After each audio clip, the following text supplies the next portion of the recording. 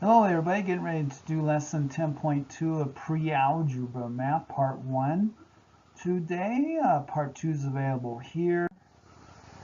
10.2, Polygons and Quadrilaterals. We have a 40 points here of skill sheet today. And then we have a 20-point notebook thing going on today, students. Teachers, here's today's bell work. The ratio here, classified as a triangle by its side lengths. And then the same thing down here, classified a triangle by its angle measures. So, students, that's yours. Give your students, they're all multiple choice. Give your students 4 minutes to do these. Okay, our solutions. Welcome back, everybody. For your solutions for bell work, C, it's isosceles. Two sides are congruent. The triangle will be isosceles because of these two sides here. H. So we have x2 and 3 here. We plug in 6x equals 180, so it's a 30. So the triangle is a right triangle here due to these ratios here of your angles. X degrees, 2 times 30, 3 times 30, so it's a 30, 60, 90. Into our lesson today, classwork. Page 2 on your classwork sheet, students. A polygon is a closed plane figure whose sides are segments that intersect. So this would be a situation here. They intersect. Polygon is a closed plane figure, and only at their endpoints. In a regular polygon, all the sides have the same what? Length, and all the angles have the same measure. So in a regular polygon, all the sides are equal and the angles are the same. So that would be this situation here. And then not polygon. So this is not a polygon. This is not a polygon, and that is not a polygon. So we have polys here, a closed plane figure, and then regulars, sides, same length, angles have same measure, and then not polygon. So a polygon is convex if a segment joining any two interior points lies completely within the polygon. So this is be an example here of a convex polygon. Okay, that's convex. Polygon that is non-convex is called concave. So this would be an example here of a concave polygon where a line segment here, where the line goes outside the actual polygon. That would be an example of a concave polygon.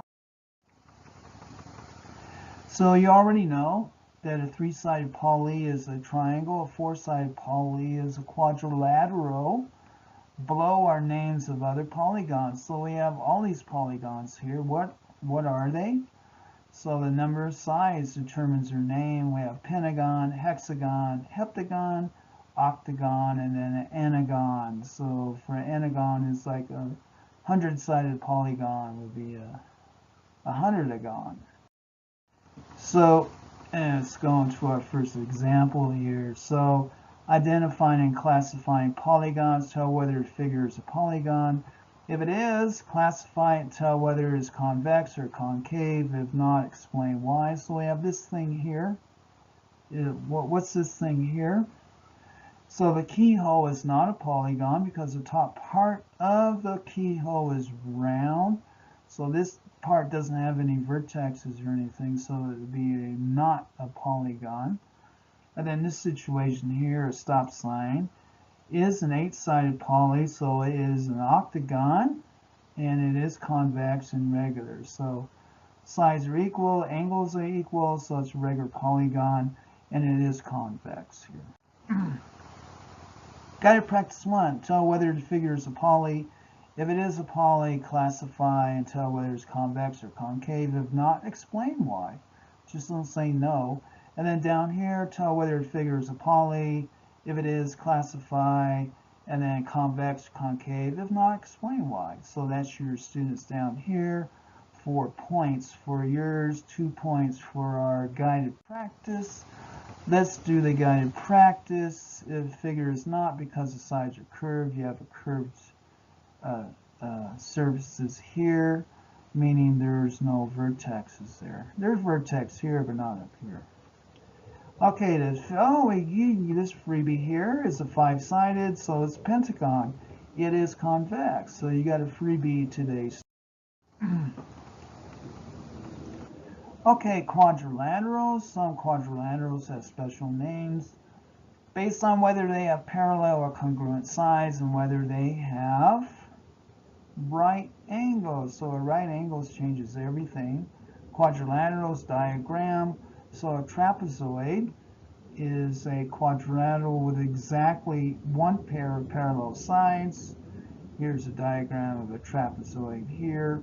So here's your parallel sides here. They're called the bases of a trapezoid, by the way. And then a parallelogram is a quadrilateral with both pairs of opposite sides are parallel.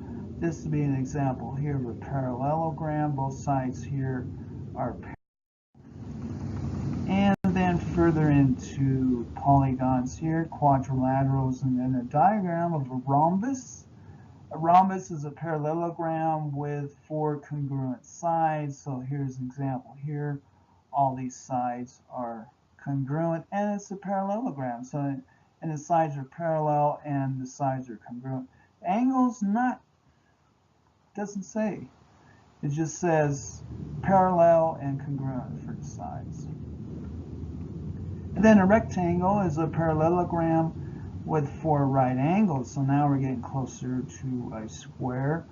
The sides don't have to be equal, so that's not involved here, but it has right angles here. It is a parallelogram with 4 right angles. And then a square. A square is a parallelogram with 4 right angles and 4 congruent sides. So here you go, 4 right angles and 4 congruent sides. And here is your vocabulary slide, students, page 8, your notebook in this lesson. Define trapezoid and parallelogram, and define rhombus and diagonal of a polygon. Define that as well. Maybe we haven't covered that yet, so hang on to that for in your notebook. Okay, so classifying quadrilaterals. Classify this quadrilateral here. What's A here? What do we have? Is a parallelogram because both pairs of opposite sides are parallel. Here, this parallel that side, and this parallels that side. Then what's this? We have B here.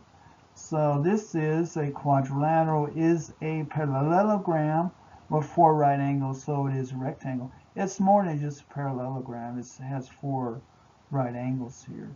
And they're not all equal, so it's not a square, but it is a rectangle.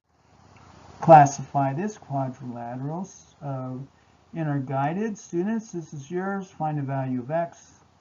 So, for our guided practice here, we're 2 points.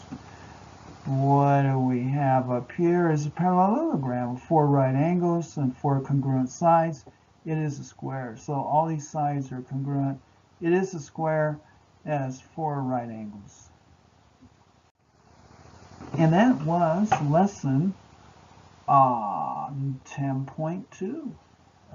Part 1. Part 2 is available here, as well as all of your other course materials. Email me to get those. Thank you.